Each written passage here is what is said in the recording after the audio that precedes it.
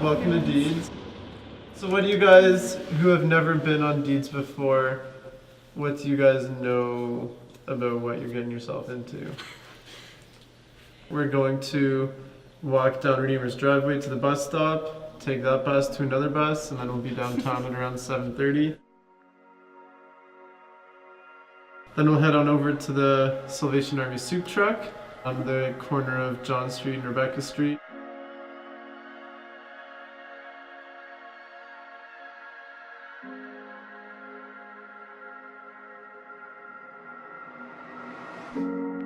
So yeah, that's kind of what tonight's going to look like.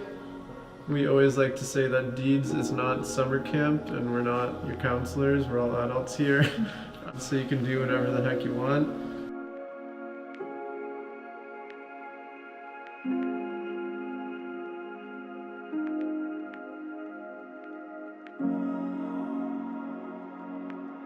In terms of conversation topics, like we're not telling you guys like every conversation needs to lead to Jesus, like convert everyone, that sort of thing at all. Like we're just there to build relationships. People from Deedz have been going to the Salvation Army soup truck for 10 years now.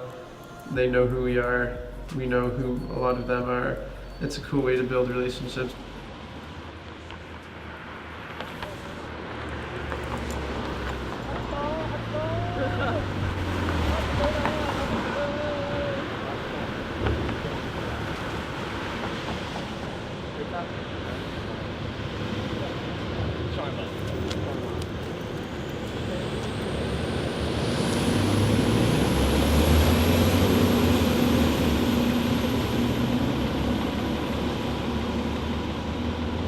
One last thing that we always like to say is that like Deedz can be really uncomfortable, especially if it's your first time or one of your first times.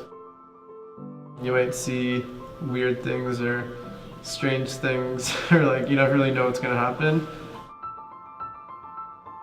Yeah, don't listen to any of the devil's lies. Like one of the favorite lies that I see the devil telling on Deedz is just telling students like, this is uncomfortable, like back off, like uncomfortable things suck.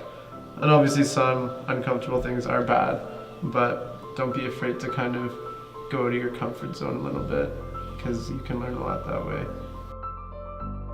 One thing that we really like to encourage people to do is like be in constant prayer, like just kind of acknowledge how much of an honor it is to kind of step into the path of people who you'd never otherwise meet, and to just talk to them and yeah, get to know people who we have nothing in common with. There's one person that we often see on Deedz. He'll find like 3 or 4 people every week who've frozen to death because they just didn't make it through the night. Obviously, we get to go home to our warm beds tonight, and that's pretty epic, but yeah, while you're down there, just kind of picture yourself as one of them and just kind of imagine yourself in their situation. If your toes start to feel cold, instead of feeling sorry for yourself, just kind of try thinking about like how some of the people that you're talking to and giving hot chocolate to tonight have to sleep on the sidewalk tonight, are going to be sleeping like in some of the sleeping bags that you'll see around. It's crazy to just think that like people within 10-15 minutes of us are freezing to death.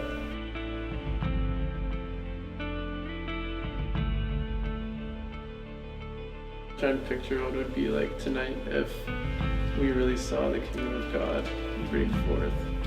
Let's try and expect that.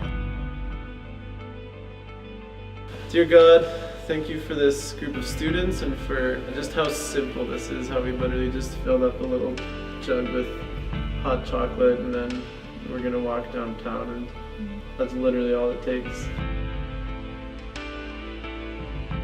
Break down any kind of walls of prejudice or privilege or something that we may have built up in our own lives tonight. Help us to just see that our lives aren't about us.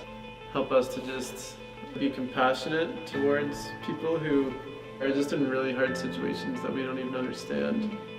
I pray that you'll empty us of our own motives and desires and just fill us with your Holy Spirit.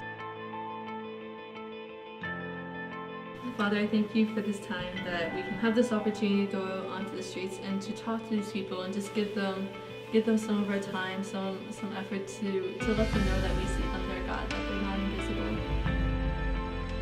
Dear God, we just ask you to show up. Lord, we ask you to show up in the words we say, in the smiles we give, in the hot chocolates we hand out. And I just pray that even in situations which we don't understand, Lord, that we wait on you and we look for you, Lord.